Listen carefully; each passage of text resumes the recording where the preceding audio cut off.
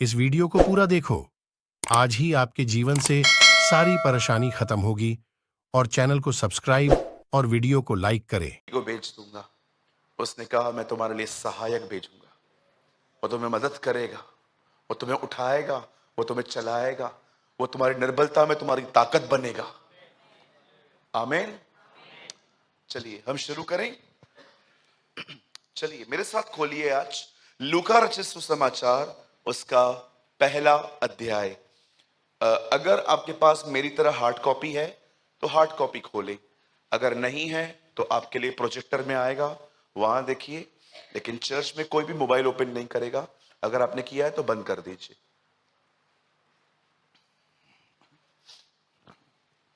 Thank you Jesus, धन्यवाद हमारे यीशु जी, thank you Lord. भैया पहला अध्याय उसका 17वां वचन। आइए सब यहां देखिए, जिनके पास हार्ड कॉपी नहीं है, और कोशिश करिए जब भी आए चर्च में बाइबल साथ लाएं। जैसे फोन कैरी करते हैं वैसे बाइबल भी कैरी करें। ओके, आइए मैं आपके लिए पढ़ रहा हूं। बहुतों के लिए ये पहली बार इतना ध्यान से पढ़ा हुआ वचन होगा आज। वहां लिखा है ना, वह एलिया की आत्मा और सामर्थ में होकर आगे आगे चलेगा कि पिताओं का मन बाल बच्चों की ओर फेर दे और आज्ञा न मानने वालों को धर्मियों की समझ पे ले आए, और प्रभु के लिए एक योग्य प्रजा तैयार करे। आमीन। आइए अपने हाथ को उठाइए, कहिए मेरे पीछे, प्रभु इस योग्य प्रजा में मुझे भी योग्य बना। आमीन। मैंने उस दिन ये वचन लेके प्रार्थना की, मैंने कहा प्रभु मुझे भी योग्य प्रजा में योग्य बना, कि मैं भी तेरी उस प्रजा में रहूं जिसको देखकर खुदा कह सके ये योग्य लोग। आमीन। चलिए मैं चाहता हूं आप सब सामने देखें। अगर आप नहीं जानते हैं ये वचन किसके लिए लिखा गया है, किसके लिए बोला गया है, तो आप उस आदमी का पहले नाम जान लो। यह वचन लिखा गया है यूहन्ना बपतिस्मा दाता के लिए। अगर आप नहीं जानते हैं यूहन्ना बपतिस्मा दाता कौन है, तो मैं आपको बताना चाहता हूं यूहन्ना बपतिस्मा दाता वो व्यक्ति है जो प्रभु के पहले भेजा गया था, ताकि लोगों को बता सके जो मेरे बाद आने वाला है वो मसीह है। लेकिन यह बात सत्य है कि वो अपने लास्ट डेज में अपने फेथ में नीचे हुआ था, इसीलिए उसने लोगों से पूछा, जाओ पूछ के आओ, आने वाला ये है कि हम किसी और का वेट करें। आप जानते होंगे उसने अंत के दिनों में वो अपने विश्वास में कमजोर हुआ था। और याद रखिए ये हमारे लिए भी एक वार्निंग है। कलाम पाक कहता है जो विश्वास में स्थिर है वो ध्यान दे के कहीं गिर न पड़े। मैंने ऐसे बहुत सारे लोग देखे हैं जिन्होंने 6-8 महीना कुछ पाने के लिए यीशु को बहुत थामा है, लेकिन जब उन्होंने देखा कि कुछ नहीं बदलता, मैंने अपनी आंखों से देखा है वो लोग अपने पुराने रास्तों में लौट जाते।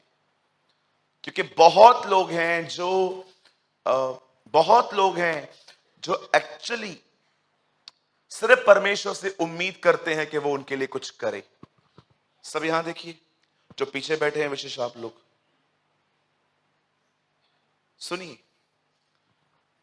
एक स्वर्गदूत आता है जकरिया के पास और वो उसे कहता है कि तू एक बेटा पैदा करने वाला है। उन दिनों में वो बहुत बूढ़ा हो गया था इब्राहिम की तरह, और उसे कहा जाता है उस लड़के के अंदर कुछ विशेष बातें होंगी। आप जानते होंगे यहां पर एलिया का नाम है जो जिंदा उठाया गया है, और वो कहता है वो उसी अभिषेक में चलेगा। और जानते हो जब वो उस अभिषेक में चलेगा तो वो 2 सेवकाइयां करेगा। सबसे पहली बात वो कहता है जो लोग शादीशुदा हैं, जिनके बच्चे हैं, और उन बच्चों का उन्हें कोई फिक्र भी नहीं है कि वो मसीह में है कि नहीं है। मैंने से बहुत सारे पेरेंट्स देखे हैं जिनको अपने बच्चों की कोई परवाह नहीं है। वो खुश हैं कि वो कमा रहा है, वो घर चला रहा है, वो अच्छी पोजीशन की तरफ दौड़ रहा है, क्या आप उसके उद्धार के विषय में कुछ सोचते हैं? ब्रदर वो मेरी बात नहीं सुनता, कोई बात नहीं, मुझे बताओ आपने लास्ट टाइम अपने बच्चों के लिए फास्टिंग कब की थी? दुआ कब की थी? वो माता पिता के मन को बच्चों की ओर फेर देगा।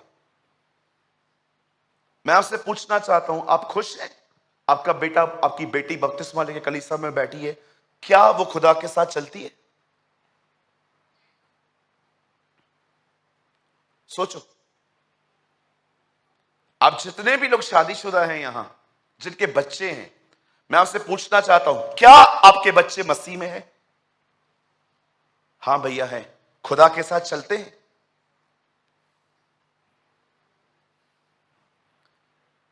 हां। देखिए, इस भाई की ये सेवकाई है।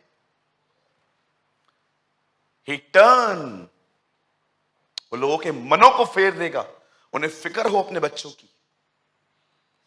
आप जानते हो बहुत सारे बच्चे आज खुदा के पीछे क्यों नहीं चलते? उसका कारण है, उन्होंने अपने मां बाप को भी खुदा के पीछे चलते नहीं देखा है। आज तक उन्होंने कुछ नहीं देखा है अपने माता पिता में। वो जानते हैं ये कभी बहुत गुस्सेबाज तो कभी प्रेम करने वाला व्यक्ति है, इसमें कोई स्थिरता ही नहीं है। ये प्रभु को क्या जानता है? और अगर ये ऐसा है तो मैं जाके क्या करूंगा? मुझे एक लड़के ने अपने पिताजी के लिए ऐसा कहा था, बोला ब्रदर जिस दिन मेरे बाप ने गुस्सा करना छोड़ा ना, उस दिन मैं आपके चर्च में आऊंगा। आप सदैव याद रखिएगा इस चीज को। अब शालोम की हत्या हुई है बाइबल में, क्योंकि उसने व्यभिचार किया था दाऊद की बेटी के साथ। आप जानते हो दाऊद के घर में व्यभिचार और हत्या लाने वाला कौन था? दाऊद खुद। दाऊद ने भी बतिशबा के साथ व्यभिचार किया और उरिया की हत्या करवाई। मैंने इब्राहिम को विश्वास योग्य इसलिए माना क्योंकि मैं जानता था इब्राहिम मरने से पहले अपने परिवार को यह आज्ञा देगा कि यहोवा के पीछे चलना। यह वचन इब्राहिम के लिए लिखा है उत्पत्ति में।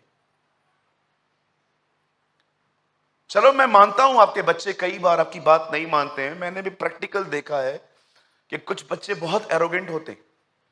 वो कहते हैं नहीं आना है, उन्हें लगता है हमारी एज नहीं है ये सब करने की। चलो ठीक है, नहीं आते हैं ना, जबरदस्ती करनी भी नहीं है हमें। कलाम पाक कहता है अपने मोती जानवरों के आगे मत फेंको। Agree with you. लेकिन मेरी आपसे एक क्वेश्चन है मेरा आपसे, क्या आप उनके लिए दुआ करते हैं? क्या जब वो सो जाते हैं आप उनके ऊपर हाथ रख के कहते हैं पिता मेरा और मेरी वाइफ का स्वभाव इसमें कभी ना आए, मैं दुआ करता हूं वो कट कर और तेरा नेचर इसमें आए? Did you pray? जानते हो आप क्यों नहीं करते? आपको क्या लगता है आप खुश होंगे जब आप ऊपर जाएंगे और आप उनको नहीं पाएंगे? कितनी खतरनाक बात होगी कि आप वहां रहेंगे लेकिन आपके बच्चे वहां नहीं है। ओ, ये चीजें मुझे सोने नहीं देती रात को, इसीलिए मैं दुआ करता रहता हूं, नहीं प्रभु मैं भी तेरी तरह पिता से कहूंगा जो तूने मुझे दिए हैं मैं उनमें से एक नहीं खोना चाहता। और जानते हो उसकी दूसरी सेवकाई क्या है? बोलो आज्ञा न मानने वाले। हाँ, डिसोबीडियंस लोग होते हैं ना, जो वचन को सुनते हैं लेकिन चलते नहीं है उस पर। वो कहता है वो लोग जो परमेश्वर की आज्ञा को नहीं मानते हैं वो उन्हें धर्मियों की समझ पे ले आएगा। ये उसकी दूसरी सेवकाई होगी। और वो अपनी सेवकाई में खरा भी उतरा था। आप देख सकते हैं उसने इजराइल से पश्चाताप करवाया। लोग उसे आके कहते थे हम क्या करें, और वो उनको कहता था तुम सैनिक हो, हां अपनी तनख्वाह पे संतुष्ट रहो। हम क्या करें, कितने कुर्ते हैं तुम्हारे पास? बोलते हैं 2, एक किसी और को दे दो। उसे बकायदा उनसे पश्चाताप भी करवाया। अरे एक ऐसा अभिषेक था उसके ऊपर कि लोग आके उसे पूछते थे कहीं तू तो मसीह नहीं? और वो उनको डिनाई करता था, नहीं मैं नहीं हूं। क्या तू एलिया है? नहीं हूं। क्या तू भविष्यवक्ता है? नहीं हूं। तो तू कौन है ताकि हम अपने बेचने वालों को उत्तर दे सके? उन्हें कहो, मैं जंगल में पुकारने वाले की आवाज हूं, प्रभु का मार्ग तैयार करो, उसकी सड़कें सीधी करो। आज मैं इस सेकंड मिनिस्ट्री के बारे में कुछ बात करना चाहता हूं। धर्मियों की समझ। बोलिए धर्मी। आप जानते हो धर्मी किसे कहते हैं? इंग्लिश में लिखा है अ राइचस पर्सन। मेरे भाइयों, मेरी बहनों, बड़े ध्यान से सुनना। पता नहीं ये वर्ड फिर कभी रिपीट होगा हमारे बीच में। बड़े ध्यान से सुनना। आज एक शब्द मिस मत करना। आप जानते हैं आज से बहुत साल पहले कलाम पाक कहता है यीशु यरदन नदी पे आया। आप सभी जानते हैं यरदन पे उसने पानी का बपतिस्मा लिया और बपतिस्मा लेने के बाद लिखा है जैसे वो ऊंचा उठा, मतलब वो अंदर गया था, और जैसे वो उठा लिखा है कबूतर के समान, मतलब एक कबूतर के समान पवित्र आत्मा आया और ऊपर से आवाज आई उसके लिए, ये मेरा प्रिय पुत्र है जिससे मैं बहुत खुश हूं, प्रसन्न हूं। और वहां से इस सर्टिफिकेट को पाने के लिए कई लोग कहते हैं ना, मिनिस्ट्री करने से पहले बाइबल कॉलेज का सर्टिफिकेट चाहिए, ये वो। कितनों को ये सर्टिफिकेट है कि खुदा तुम्हें कहे मैं खुश हूं तुझसे? है ये वाला सर्टिफिकेट है? यीशु को ये शब्द क्रूस पे नहीं कहे गए थे जब वो मर रहा था, ओ तू कितना सह रहा है, तू मेरा प्रिय पुत्र है। उसे ये शब्द तब कहे गए जब उसने अपनी सेवकाई भी शुरू नहीं की थी। क्या किया होगा उसने ऐसा कि खुदा उससे खुश था?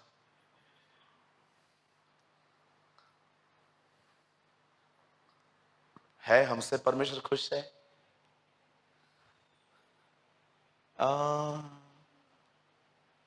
पता नहीं। जानते हो, जिस व्यक्ति से खुदा खुश है उसे पता कैसे चलेगा कि वो मुझसे खुश है? बाइबल में आंसर है इसका। जानना चाहते हैं? आप घर जाएंगे ना, आज उस वाक्य को पढ़ो आज कि जब यीशु का जन्म हुआ तब स्वर्गदूत वहां पर टोली बना के स्तुति कर रहे थे। उस स्तुति पढ़ो जाके, उसमें अंतर है। पृथ्वी पर जिनसे वो खुश है उनमें शांति आए।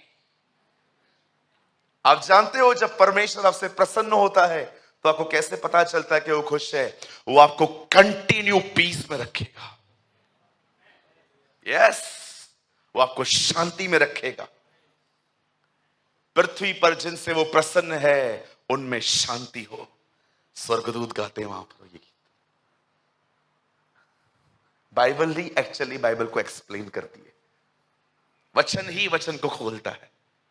अगर आपके अंदर शांति नहीं है ना, अगर आपके अंदर पीस नहीं है, मैं आपको बोलना चाहता हूं, बैठो घर में आराम से, आधा दिन निकालो और बैठो और जांचो तुम किस तरफ जा रहे हो। क्यों खुदा तुम्हें पीस नहीं देता? क्योंकि बाइबल में लिखा है दुष्टों के लिए शांति नहीं है। क्यों खुदा तुम्हें खुश, क्यों परमेश्वर आपको पीस नहीं दे रहा? जबकि मुर्दों में से जिंदा होने के बाद उसने पहला शब्द भले ही मरियम कहा, लेकिन चेलों को उसने पहला शब्द कहा, तुम्हें शांति मिले, shalom, peace be with you. जैसे वो नींद से उठा उसने क्या कहा? शांत हो जा। तूफान को उससे शांत करने के लिए कहा। आज बहुतों के अंदर पीस नहीं है, आपको पता है। They don't have piece. सारा दिन मन भटक रहा है, सारा दिन कभी किधर, कभी चर्च गेट, कभी वसई, कभी विरार, कभी डोंबिवली, कभी किधर, सारा दिन घूमते रहेंगे। एक मतलब अगर आप उनको चर्च में भी बिठा दो ना, चर्च में भी ऐसे बैठे रहेंगे। अल्लाह, बैठे रहेंगे ऐसे। मैंने मीटिंग चालू की, बच्चा आया, चांगला है। वचन सुन,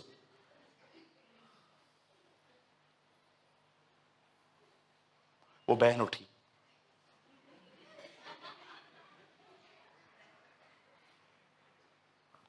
इसका ड्रेस मैच नहीं कर रहा है। अरे तू क्यों आई है यहां पर, वचन तो सुन। हाँ, पास्टर का एज कितना होगा?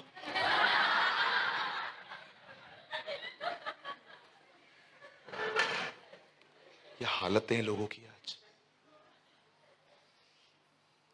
विश्वास करो, ये हालतें लोगों की आज।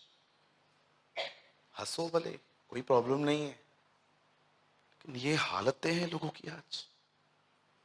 एक घंटा मन नहीं बैठ सकता उनका। पॉल कहता है जब वो मुझे शांति देता है, उसमें मेरे मेरे विचार सुरक्षित हो जाते। सदा आनंदित रहो, मैं तुमसे फिर कहता हूं आनंदित रहो। किसी बात की चिंता मत करो, परंतु निवेदन, प्रार्थना, विनती सब कुछ उसके सामने लेके आओ और धन्यवाद के साथ रहो, और तब परमेश्वर की वह शांति जो तुम्हारे विचारों में सुरक्षित रखती है तुम्हारे पास आएगी। जानते हो जब परमेश्वर शांति देता है तो क्या होता है? मन स्थिर हो जाता है। वो क्यों नहीं देता तुम्हें शांति? तब परमेश्वर की शांति जो सारी समझ से बिल्कुल परे है, तुम्हारे हृदय और तुम्हारे विचारों को मसीह में सुरक्षित रखेगी। पॉल कहता है मन भटकना तब बंद होगा जब खुदा की तरफ से शांति मिलेगी। इसीलिए हर किताब की शुरुआत हुई उसका अनुग्रह, उसकी दया और उसकी शांति तुम्हें मिलती रहे, क्योंकि पॉल जानता था जो शांत नहीं है वो खुदा को सुन भी नहीं सकता। बड़ी बात है ना, वचन शुरू ही नहीं हुआ है अभी तक। चलिए स्टार्ट करते हैं। अभी जब यीशु को यरदन नदी पे खुदा ने कहा ये मुझसे, मैं इससे प्रसन्न हूं, तब उसने वहां से अपनी सेवा शुरू की। और उसकी सेवा शुरू करते समय एक अमेजिंग बात हुई, जहां से मैं वर्ड स्टार्ट करना चाहता हूं। ओके चलो अब शुरू कर रहे हैं हम। यीशु के सामने लोग आके बैठ गए थे। अब मैं आपको बताता हूं, इस ग्रुप में वो लोग थे जिनको आप आजकल चर्च में देखना भी नहीं चाहते हो। चोर, वेश्याएं, चुंगी लेने वाले, हर तरह के गंदे कामों में इन लोगों के साथ रह रहकर यीशु को एक टाइटल मिल गया था, पापियों का मित्र। आप सोचो, क्या आप ये टाइटल पसंद करोगे कि कोई आपसे कहे अरे ये वो लड़का नहीं है, वो गंदे काम करता है, ये इसका दोस्त है?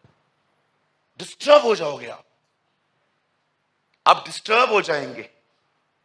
मैं बहुतों को देखता हूं एक्टरों के साथ, बड़े बड़े लोगों के साथ फोटोज खिंचा के फेसबुक पे जाते हैं, लगा देते हैं, वहां पर ऐसे ही खड़े रहेंगे, लगते गोरखे हैं उनके, लेकिन बातें ऐसी ऐसी बड़ी बड़ी बातें, बड़े बड़े लोगों के साथ हम लोग फोटोज खिंचाते हैं। कितने लोग को ये टाइटल पसंद है, पापियों का दोस्त? कोई आपको कहे पसंद है? बोलो बोलो बोलो। आपने मुझे कभी देखा है बड़े लोगों के साथ खड़े होकर फोटो खिंचाऊं? घर ही चला, घर जा तू, घर जा। मैं एक बहुत बड़े व्यक्ति से मिला 3 हफ्ता पहले, मैं बाहर था, तो मेरे साथ एक भाई थे जिन्होंने मीटिंग ऑर्गेनाइज की थी। उन्होंने कहा शाम को वो आपको सुनने आ रहे हैं। मैंने कहा कौन है? तू नहीं जानता? तो उन्होंने नाम लिया। अच्छा ये आ रहा है? हाँ हाँ ये आ रहा है। तो जैसे मीटिंग पूरी हुई, मैं नॉर्मली बैठा था, मैंने उनको प्रेज द लॉर्ड भी किया। फिर मुझे बोलते हैं एक फोटो खिंचा लो। मैंने कहा तू खिंचा, मैं क्या खींच के करूंगा फोटो? खुदा है क्या वो जो फोटो खिंचाऊं मैं? मुझे समझ में नहीं आता बड़े लोगों के पीछे लोग पागल क्यों हैं। पॉल कहता है पर यीशु के द्वारा मेरी पहचान परमेश्वर तक हुई। मैं पूछना चाहता हूं क्या करेंगे बड़े लोगों के साथ खड़े होकर? मैं बड़े लोगों के खिलाफ नहीं हूं, प्रभु उनको बचाए, उनका उद्धार करे, वो हमसे आगे जाएं। लेकिन क्या आपको लगता नहीं है कि लोग आज अपनी पहचान बनाने के वास्ते कितने गलत रास्ते अपनाते हैं? अरे उसके साथ खड़ा होके क्या करेंगे? वो हमें अपने साथ खड़ा करे, वो खड़ा करे। हम कुछ कहें, वो हमारे शब्दों को लेके जिंदगियों में काम करे। ये होता है परमेश्वर के द्वारा आदर पाना, कि आप कुछ कहो, आप कुछ बात करो। मैंने परमेश्वर से ऑनर पाया। बताऊं कैसे? मैं दिल्ली में जिस होटल में रुका हुआ था ना, मेरी चाबी एक दिन ब्लॉक हो गई। मैं ऊपर गया, मेरा दरवाजा खुल नहीं रहा था। तब मुझे मालूम पड़ा कि मैंने अपनी चाबी, आप जानते होंगे ना, कुछ होटल में कार्ड्स चलते हैं, तो कार्ड ब्लॉक हो गया मेरा। मैं नीचे गया, मैंने उनको बोला सर मुझे मेरा कार्ड ब्लॉक हो गया। उन्होंने बोला ब्रदर आप 5 मिनट बैठो, आप खड़े मत रहो, हम आपको पहुंचाते हैं। वहां लॉबी में कुछ चेयर्स थी, मैं वहां पर जाके बैठ गया। मैं फोन चला रहा था, एक लड़का आया मेरे पास। वो आके मुझे बोलता है आप पानी पिएंगे? मैंने कहा हाँ दे दो। वो पानी लेने के लिए गया, मुझे प्रभु ने कहा इसकी मां बीमार है, इसकी मदर बीमार है। अब मैं उससे बात कैसे करूं, कहां से शुरू करूं? वो पानी लेके आया, तो मैंने उसको बोला, मैंने उसकी प्लेट पे उसका नाम पढ़ लिया था। मैंने कहा हेलो। तो मैंने कहा कल मेरा रूम क्लीन नहीं करवाया था आपने? अरे सर वो क्या है ना, काउंटर पे बोलना पड़ता है, आप बोल दो हाँ मैं करवा दूंगा। मैंने कहा हाँ कल करवा देना। अच्छा एक और भाई? Yes sir. मैंने कहा आप सब ठीक हो घर में? हाँ हाँ हाँ। कौन कौन है? तो बोलते हैं माँ बाप है। मैंने बोला और सब बढ़िया? हाँ हाँ। मैंने कहा आपकी माँ बीमार है क्या? बोलता है हाँ। क्या हुआ है? बोलता है कल शुगर बहुत उसका चढ़ गया था।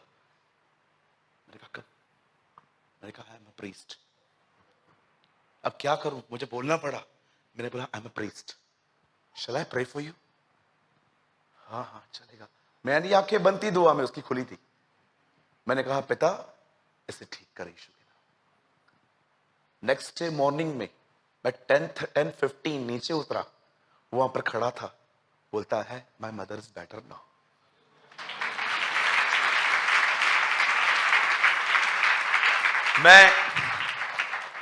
मैं निहाल विहार जा रहा था, नहीं निहाल विहार नहीं, मैं कहीं और जा रहा था।